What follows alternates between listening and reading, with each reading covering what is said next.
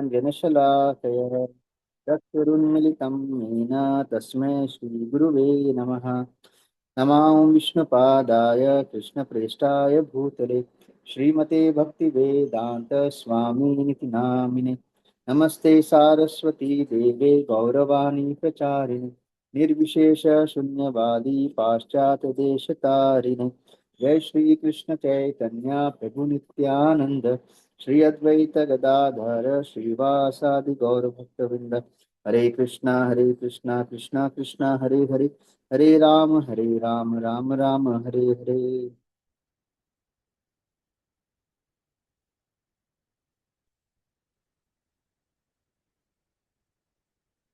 तो सभी उपस्थित भक्तों का स्वागत है आज के इस प्रातःकालीन हमारा मॉर्निंग सेशन जो है। तो सभी के चरणों में दंडवत प्रणाम। आपका सबका आशीर्वाद लेते हुए कुछ कहने का प्रयास करूंगा।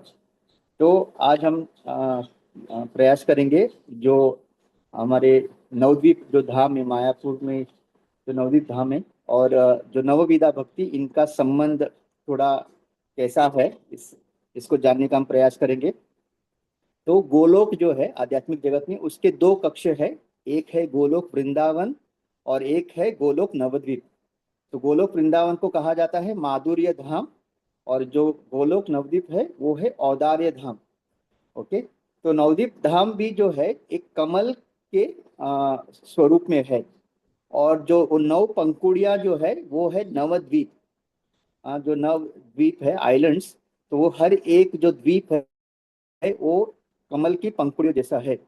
और यहाँ पे जो नव द्वीप है वो है अंतर्द्वीप, सीमंत द्वीप, गौड्रुम द्वीप और मध्य द्वीप। तो ये चार जो द्वीप है वो गंगा के पूर्व तट से स्थित है। ओके, ऑन द पूर्व। और जो बाकी जो कोल द्वीप, ऋतु द्वीप, जानु द्वीप, मोद्रुम द्वीप और रुद्र द्वीप, ये जो है गंगा के पश्चिमी भाग पे स्थित है। और इस पूरे नवद्वीप के अलग अलग स्थानों में पवित्र जितनी भी नदियां हैं, जैसे कि गंगा, यमुना, गोदावरी, सरस्वती, नर्मदा, सिंधु, कावेरी, ताम्रपर्णी, पयस्विनी, कृतमाला, भीमा, गोमती, वृषधृति। तो ये सारे जो पवित्र नदियां हैं पूरे नवद्वीप के अलग अलग स्थानों में बहती रहती है। ओके। और ये सारा जो नवद्वीप धाम महात्म्य जो है उस पुस्तक में चौथे अध्याय में इसका पूरा वर्णन किया हुआ है।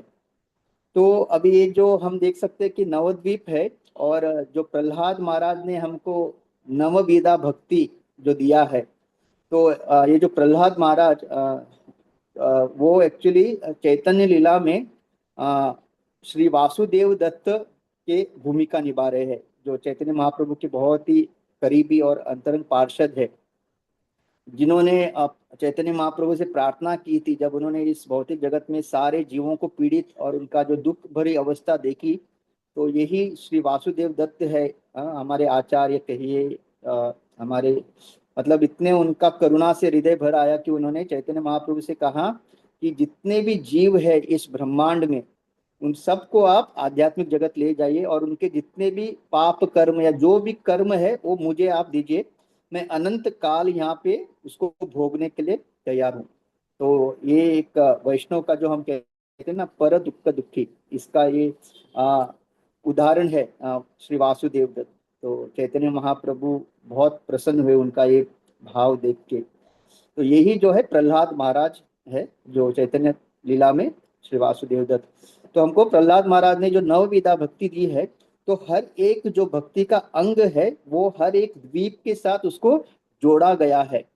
तो अंतर्द्वीप जो है, तो आत्मनिवेदन जो श्रवणम कीर्तनम जो नवविधा भक्ति है, तो अंतर्द्वीप एक्चुअली हमारा जो मायापुर जो मायापुर धाम है वो अंतर्द्वीप में आता है।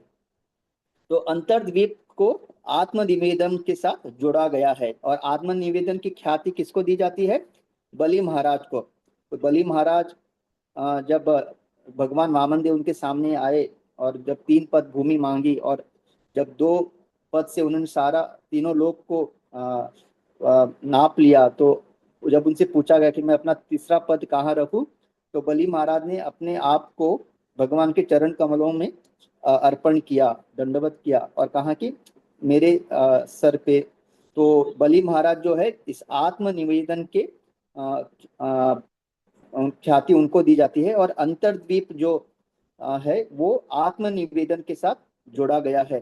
तो हमें भी हमारे जीवन में मतलब ये नवविधा भक्ति के सारे अंग को थोड़ा थोड़ा तो फॉलो करना चाहिए। प्रभुपाद कहते हैं नवविधा भक्ति में से कोई भी एक अंग आप उसके ऊपर भी आप रोज क्या करते हैं, एक अंग को परफेक्ट कर सकते हैं या पूरे 9 अंग को।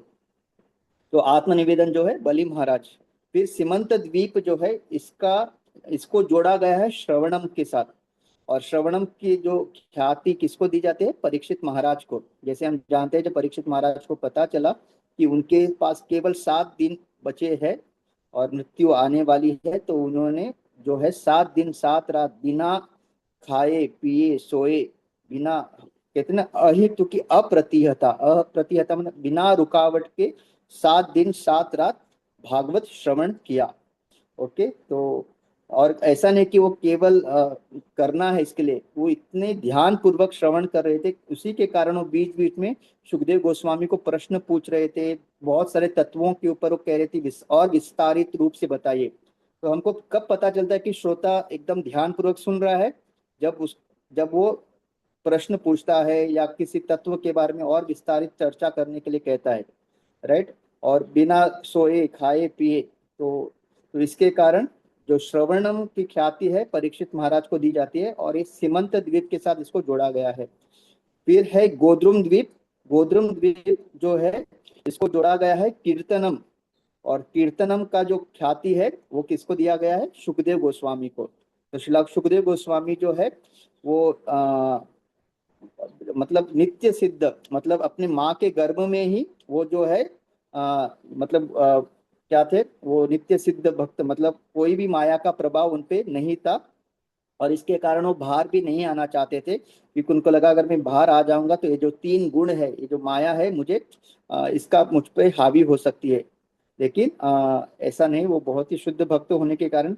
और आध्यात्मिक जगत में ये जो है श्रीमती राधा रानी की तोते है, तो इन्होंने जो है पूरा श्रीमद् भागवतम वापस जो है मतलब परीक्षित महाराज को सुनाया। और ऐसा कहते हैं कि जो श्रीमद् भागवतम है पूरे वेदों का जो सार है, और इसकी तुलना की गई एक आम से। तो हम जानते हैं कि इस भौतिक जगत में जो आम होता है उसको छिलका भी होता है और अंदर गुठली होती है, लेकिन ये श्रीमद् भागवतम ऐसा आम है बिना छिलके का और बिना गुठली का। और जब सुखदेव गोस्वामी इसको वापस जब इसको अपने मुखारविंद अपने जिह्वा से जब इसका गुणगान करते हैं, तो ये आम और मीठा हो जाता है। तो अगर आप देखेंगे जब आम के पेड़ पे बहुत सारे आम जो लगे होते हैं, अगर उस कोई भी आम पे अगर किसी चिड़िया ने चोंच मारी है, तो ये समझ लेना चाहिए कि वो आम सबसे मीठा है। ओके। तो उसी तरह से श्रीमद् भागवतम ऐसे ही है मीठा, लेकिन सुखदेव गोस्वामी के द्वारा उसका वापस जब गुणगान होता है तो इसका जो रस है या उसके जो मिठास है और बढ़ जाती है। तो कीर्तनम का जो ख्याति है ये सुखदेव गोस्वामी को दिया जाता है। फिर मध्य द्वीप, तो इसका जो संबंध जोड़ा गया है स्मरणम के साथ, स्मरण। और इस स्मरणम की जो ख्याति दी गई है प्रहलाद महाराज को। तो प्रहलाद महाराज जिन्होंने पूरा नवविधा भक्ति का गुण मतलब उल्लेख किया है, तो हम जानते हैं कि प्रहलाद महाराज उनको इतना, उनके पिताजी स्वयं पिता, हम तो मतलब बाहर के लोग हमको हो सकता है कोई दुख दे, लेकिन यहाँ स्वयं पिता जो है अपने पुत्र को मारना चाहते थे और बहुत खतरनाक तरीके से। फिर भी कभी भी प्रहलाद महाराज को किसी चीज का दुख या अनुभव नहीं हुआ। क्यों? क्योंकि वो निरंतर निरंतर भगवान का स्मरण कर रहे थे। तो ये एक बहुत ही उत्तम उदाहरण है। तो हम जितने भी लोग इस भौतिक जगत में बहुत सारे कारण जो पीड़ित है, या फिर जो हम लोग बहुत सारा दुख हमारे जीवन में है, जो भी परिस्थिति के कारण, लेकिन प्रहलाद महाराज एक उत्तम उदाहरण है कि अगर हम भगवान का स्मरण करेंगे निरंतर, तो वो भौतिक जगत की जो भी दुख या पीड़ा है हमको उसका अनुभव नहीं होगा। भले ही हम गुजरेंगे उससे, लेकिन क्योंकि हम भगवान का स्मरण कर रहे हैं, हम उससे मतलब बिना कोई उसका इफेक्ट हम पे नहीं होगा, हमारे मानसिकता। तो तो इसकी वजह से हम देखते हैं कि भक्त हमेशा हंसते रहते हैं। ऐसे नहीं कि भक्तों के जीवन में कोई दुख नहीं या कठिनाई नहीं है, लेकिन क्योंकि वो निरंतर भगवान का चिंतन करते हैं, उसके कारण स्मरण करते हैं, उसके कारण उनके जीवन का दुख और जो भी कठिनाई है उससे वो पार हो जाते हैं। तो प्रहलाद महाराज जो है, स्मरण के ख्याति प्रहलाद महाराज को दी जाती है। और भगवान भी भगवत गीता में वही कहते हैं, सततम कीर्तयन्तो माम। है।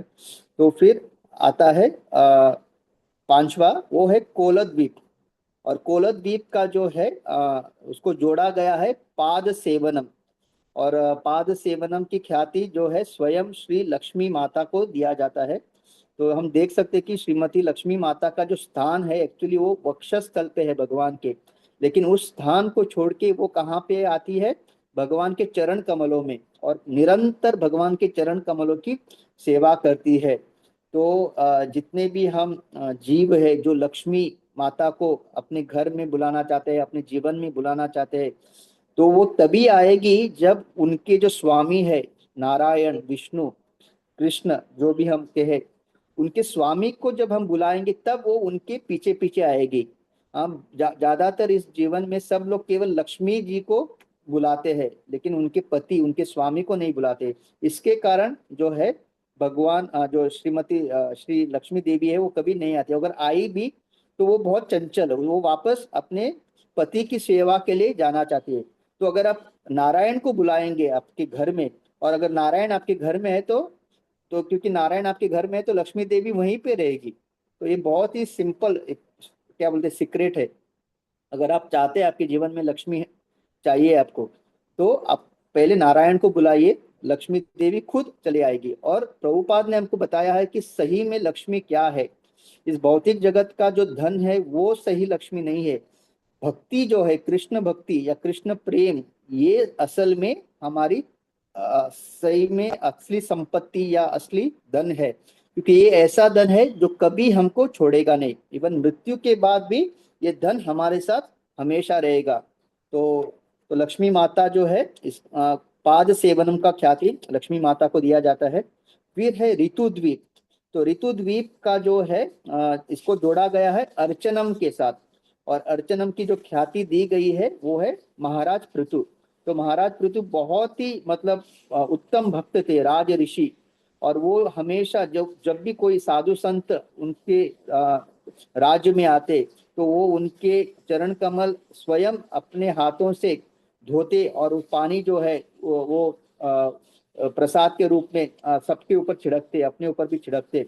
और हमेशा जब भी वो भगवान का जो सेवा करते, उनका केवल एक ही उद्देश्य होता कि उनके राज्य में जितने भी प्रजा है वो सारे भक्ति करे, भगवान की भक्ति करे, और एक बहुत ही क्या कहते हैं, भक्तिमय जीवन जिए।